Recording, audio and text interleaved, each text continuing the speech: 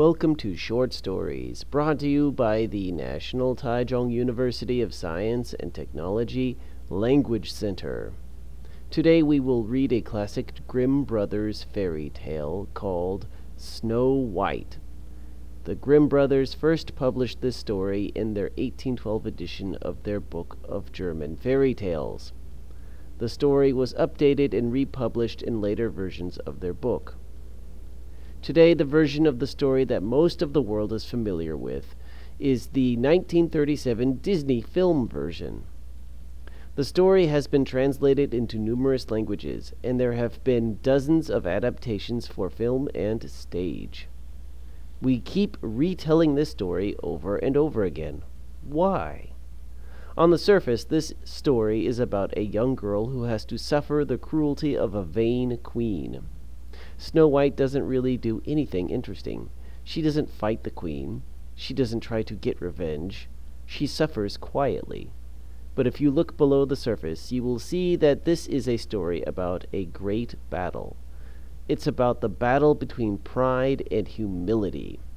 The evil queen obviously represents the sin of pride in its worst form, while Snow White represents humility and innocence in its best form. In the end, humility wins. Vocabulary: haughty. Haughty. The queen has a very haughty attitude. Envy. Envy. I felt great envy about my coworker's promotion. Can't help oneself. Can't help oneself. These cookies smell so delicious I can't help myself. I have to take one.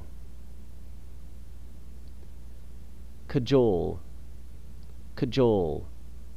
She cajoled her boyfriend into going shopping with her. Dupe. Dupe. The criminal duped the old man into revealing his password. Grateful. Grateful. I am grateful for my friends and family. Grumble. Grumble. The children grumbled when they learned that there was no more ice cream. Tempt. Tempt. I am very tempted to eat a piece of cake, but I'm on a diet. The story. Once upon a time, there was a young queen sewing in her castle. It was winter. A fresh blanket of snow was on the ground. The queen had been sitting near the fireplace for a long time when she decided to open the window to let out the smoke and let in some fresh air. She unlatched the hook on the ebony window frame and happily breathed in the cool, clean air and sat down to continue her sewing. While sewing, she pricked her finger on the needle. She observed 3 drops of bright red blood drip onto the white snow that was resting on the black windowsill. The red blood looked beautiful against the white snow, so she thought to herself, I hope I have a daughter who has skin as white as snow, lips as red as blood, and hair as black as ebony. It did not take long for the queen's wish to come true. The next year she gave birth to a daughter, whom she named Snow White. Unfortunately, the birth did not go so well for the queen. She developed a terrible infection and died a few weeks after giving birth. The king was heartbroken, and he remained in mourning for 7 years. Eventually, the king gave in to pressure from his advisors and decided to remarry. There were many candidates, but one stood out above the others, a beautiful woman named Lucille. No one could explain it, but there was something enchanting about her. She stood proudly before the king and announced, Look no further, my lord. Your queen has arrived. And so they were married the following spring. The new queen was very different from the old. She was haughty and conceited. She couldn't stand it when another woman had a more beautiful dress than she did. For this reason, she kept all her maids-in-waiting in rags. She also had a magic mirror that could reveal the answer to all her questions. The most common question she asked was, "O magic mirror, who is the fairest in the land?" The mirror always displayed her own reflection in reply until one day it didn't. On Snow White's 16th birthday, the whole court gathered to celebrate. The queen was not happy about all the attention Snow White was getting, so she went back to her bedroom and asked the mirror, "O magic mirror, who is the fairest in the land?" This time the mirror displayed the image of Snow White. The queen banged her fist on the table in rage. As the days went by, envy and pride grew like a weed in the queen's heart. She called the royal huntsman to her room. "I have a very special mission for you," she told him. "I want you to take Snow White out into the forest and kill her." The huntsman was shocked by this request and hesitated to reply. The queen then threatened to kill his family if he didn't comply. "And bring me her heart as proof that you did the deed," she added. The huntsman left in a melancholy mood. The huntsman did as he was told. He took Snow White out into the forest with the intention of killing her. But as he raised his knife to strike the killing blow, his heart stopped for a few seconds. He found that he couldn't do it. "Just go," he shouted, "and don't come back." Snow White, fearing for her life, ran as fast as she could deeper into the forest. Snow White ran over rough stones and through sharp thorn bushes. She ran until she couldn't run any more. While resting on a log, she saw a little cottage nearby. She went inside to look for someone to give her a glass of water or a crust of bread. It was a strange little house. Everything inside was short. The tables and chairs looked like they were designed for children, but everything looked neat and clean. Snow White noticed that the table had been set with 7 little plates and 7 little spoons. Dinner was warming on the stove. Snow White was so hungry that she couldn't help herself. She ate about half the food in the pot. She also drank half the wine. Afterwards, she became so tired that she laid herself across 3 little beds and fell asleep. While Snow White slept, the owners of the cottage returned. They were 7 dwarfs who had spent their day working in the mines nearby. They were all very hungry and eager to eat dinner, so you can imagine how shocked they were when they noticed half their food was missing. "Someone's eaten our food," said the oldest dwarf. "I think the thief is sleeping in our beds," said the youngest dwarf. The oldest wanted to wake up Snow White and kick her out, but the other dwarfs took pity on her. "She's just a young girl. She's probably just lost," said the tallest dwarf. "Let her sleep, the poor thing," said the shortest dwarf. And so they let Snow White sleep until morning. The next morning, Snow White awoke and was frightened by the sight of 7 dwarfs standing near her. The dwarfs smiled and reassured her that they meant no harm. "What's your name, young lady?" asked the fattest dwarf. Snow White told them her story, and they all felt very sad for her, except for the oldest dwarf. "That's a nice sob story, but what about our dinner?" he demanded. Snow White could only apologize, and she begged not to be thrown out. After much cajoling by the other dwarfs, the old dwarf said, "Well, okay, you can stay, but you have to earn your keep." Snow White agreed. Meanwhile, the huntsman returned to the queen, carrying a boar's heart in a sack. He handed the sack to the evil queen and said, "The job is done." The queen took the heart out of the sack and smirked. "You can go now," she said dismissively.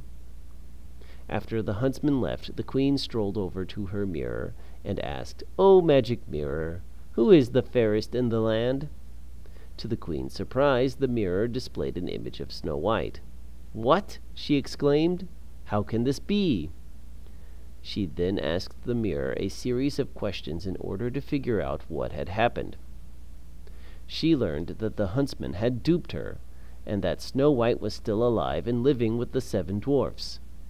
"If you want something done right, you have to do it yourself," she declared. Back at the cottage, Snow White was busily cleaning and repairing tattered clothes. Being a princess, Snow White had never worked this hard in her entire life, but she did not refuse to do any job that the old dwarf asked her to do. She was grateful for the roof over her head and the food in her belly. In time, the old dwarf grew fond of Snow White. He became genuinely concerned for her safety. "While we're gone, don't let anyone into the house," he told Snow White. While the dwarfs were working in the mine, Snow White sat in the cottage, alone, knitting some scarves for the dwarfs. She heard a knock at the door. It was an old woman with a wagon full of clothes. "Would you like to buy a dress, lovely lady?" asked the old woman. "No, thanks," replied Snow White. But the old woman insisted. She explained that a woman as beautiful as Snow White deserved to have the most beautiful dress. "I'll let you try it on," the old woman offered. Just as Snow White reached out her hand to touch the dress, the dwarfs returned for lunch. "Stop!" shouted the old dwarf. Snow White pulled back her hand and asked the old woman to leave. The old woman grumbled and left. The next day the old woman returned. This time she was selling ornamented combs.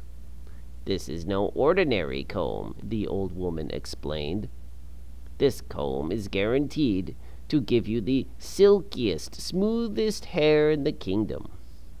Snow White refused at first, but was becoming tempted the more she heard the old woman speak. The old dwarf, who was very suspicious of the old woman, returned to check up on Snow White. When he saw her reaching for the old woman's comb, he yelled, "Stop!" Snow White pulled back her hand and said, "Get out." The old woman grumbled even more than the day before and left. That was not the last they saw of the old woman. She returned for a third time the following day. This time she was selling beautiful red apples. "You again?" exclaimed Snow White. But the old woman had a way with words and convinced Snow White to let her into the cottage. "Have an apple, free of charge," offered the old woman. Snow White hesitated. "What are you afraid of, little lady?" the old woman asked. "I'll show you it is safe to eat." The old woman cut the apple in half. She ate one half herself and gave the other to Snow White. Just as Snow White was taking a tiny bite of the apple, the old dwarf burst through the door and shouted, "Stop!" But it was too late. Snow White collapsed onto the floor. The old woman cackled and removed her disguise, revealing that she had been the evil queen all along. The 7 dwarfs attacked her, but she used her magic to escape. The dwarfs looked at poor Snow White lying on the floor. "The apple was poisoned. She's dead," lamented the old dwarf. The dwarfs reverently prepared Snow White's body for funeral. They built a special glass coffin for her wake. They placed the coffin in the center of a meadow and stood vigil for 3 days. On the 3rd day, a prince arrived with a hunting party. They saw the coffin and the beautiful woman inside. "Who was she?" asked the prince. The dwarfs told the sad story of Snow White. The prince was moved to tears. "I'll take her back to my kingdom for a proper burial," he offered.